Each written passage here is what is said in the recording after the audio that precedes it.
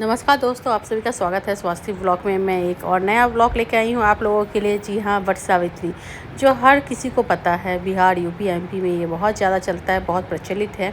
तो मैं बताती हूँ यहाँ की नियम क्या है और क्या करना पड़ता है। एक दिन पहले मुझे मेहंदी रचाना था, तो मैं अपने से रचा रही थी। और मेहंदी मुझे रचाना बहुत पसंद है, मैं छोटे से रचाती थी और अपने से डिज़ाइन कुछ बना रही थी। बहुत अच्छा लगाती हूँ। प्लीज़ आप लोग भी कमेंट करके बताइएगा कि ये मेहंदी कैसा लग रहा था। फिर मैं मेहंदी में अपने हस्बैंड का नाम लिखी, जयदेव। वो आप चाहे तो लिख सकते हो। और बहुत सारी महिलाएं अपना पति का नाम लिखवाना पसंद करती है, उनमें से मैं भी एक हूँ। मुझे भी बहुत अच्छा लगता है, तो हमने ये नाम लिखवाया। उसके बाद देखिए, मैं फ्रंट एंड बैक दोनों साइड लगाई हूँ, जो मैं आपको दिखा रही हूँ।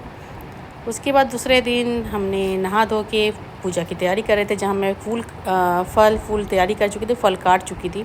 और ये साबुत फल है, जहाँ मुझे बरगद के नीचे पेड़ के नीचे देना था। ये पंखा है, जहाँ मुझे उनसे हवा करना था।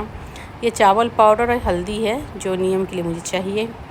और यहाँ पे हैं भगवान की किताबें, अक्षत और कपूर, ये पत्ता जहाँ मुझे पूजना था, फल कटा हुआ देना था, एक सर में लगाना था, वो हम मेरा गहना हुआ। और ये फूल, ये मेरी श्रृंगार की सामान है, जहाँ मेरी शादी की चुंदरी है, साड़ी है और मेकअप का सामान है। मैं तैयार बहुत हो चुकी थी, बहुत अच्छे से, और बहुत अच्छी लग रही थी। आप लोग भी बताइएगा कि मैं कैसी लग रही थी।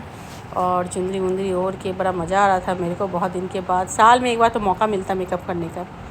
तो पूजा की तैयारी मैं यहाँ पे कर रही थी।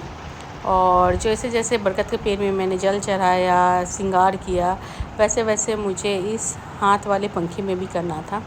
ये हाथ वाले पंखे से हमको बरगद को भी हवा करना पड़ता है, फिर उसके बाद पति को भी करना पड़ता है। जो बरगद के पेड़ में करेंगे, गले मिलेंगे, 7 फेरे लेंगे, वो पति के लिए भी करना पड़ता है। बहुत सिंपल है और बहुत अच्छा लगता है ये पूजा मेरे को। और एज इट इज़ इसको बोल सकते हैं आप, करवा चौथ टाइप हो गया एक, और तीज टाइप हो गया वट सावित्री। और इसकी कहानी भी बहुत इंटरेस्टिंग है, आपको मौका मिले तो ज़रूर पढ़िए। ये मुझे उसकी किताब है जो कहानी पढ़ना था। और कहानी पढ़ने के बाद मुझे जल अर्पण करने के बाद मुझे 7 फेरे भी लेने थे। सब कुछ हो गया था, दिया जल चुका था, प्रज्वलित हो चुकी थी। और उसके बाद मुझे 7 फेरे लेने थे। वो कच्चा सूता हो या मौली धागा हो, जो आपके पास अवेलेबल हो, उससे मुझे 7 फेरे लेना था। इस तरह का घूमना था। मेरे पास थोड़ा जगह की कमी हो रही थी, क्योंकि बालकनी में मैं कर रही थी, लेकिन अच्छे से हो गया, वो बड़ी बात थी मेरे लिए। और वेदर भी अच्छा था, तो जिसकी वजह से गर्मी नहीं लग रही थी। उसके बाद मैं यहाँ पे पूजा पाठ करने के बाद अच्छे से प्रणाम वनाम की और गले वले मिली अच्छे से। उसके बाद वहाँ से फल उठा ली, जो फल मैं जयदेव के हाथ में दूँगी। अच्छे से गीत गाए भगवान का, इस तरह का करना चाहिए पूजा। ये था थाली जो मेरे को जयदेव के लिए सजाना था, टीका, रोली, ये सब, बेल खीरा जो उनके हाथ में दूँगी, ये पंखा जो उनको हवा करना था। तो इस तरह का मैं उनके मौली धागा बांध रही थी हाथ में, और जैसे रक्षा सूत्र कहते हैं। और गुल्लू बहुत इंटरेस्ट के साथ देख रहा था, बोल रहा था जो जो आप पापा को कर रहे हैं मम्मी, वो मेरे को कीजिए। तो मैं जयदेव को जैसे हवा की, तो वो बोलता है मेरे को भी करो, पापा को फल दिए तो मेरे को भी करो।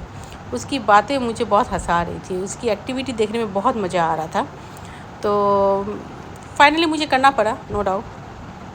उसके बाद मुझे गले मिलना था, और फिर हम लोग गले मिले। आप लोग भी प्लीज़ अपने पति के साथ ऐसे गले मिला कीजिए, अच्छा रहता है। और उसके बाद गुल्लू भी बोल रहा था मुझसे भी मिलो, तो मैं फाइनली उससे भी मिली गले। उसके बाद प्रणाम की, तो वो बोलता है कि मुझे भी प्रणाम करो, तो मैंने उसे भी प्रणाम किया। अच्छा लगा, बोलेगा। फिर उसके बाद इस तरह से ये व्रत की पूजा की जाती, वट सावित्री की। और मुझे बहुत अच्छा लगा। प्लीज़ बताइएगा मेरा मेकअप भी कैसा लग रहा है। लाइक एंड सब्सक्राइब ज़रूर कीजिएगा। टिल देन, बाय बाय, अच्छे से रहिए। And happy Vat Savitri to all beautiful ladies.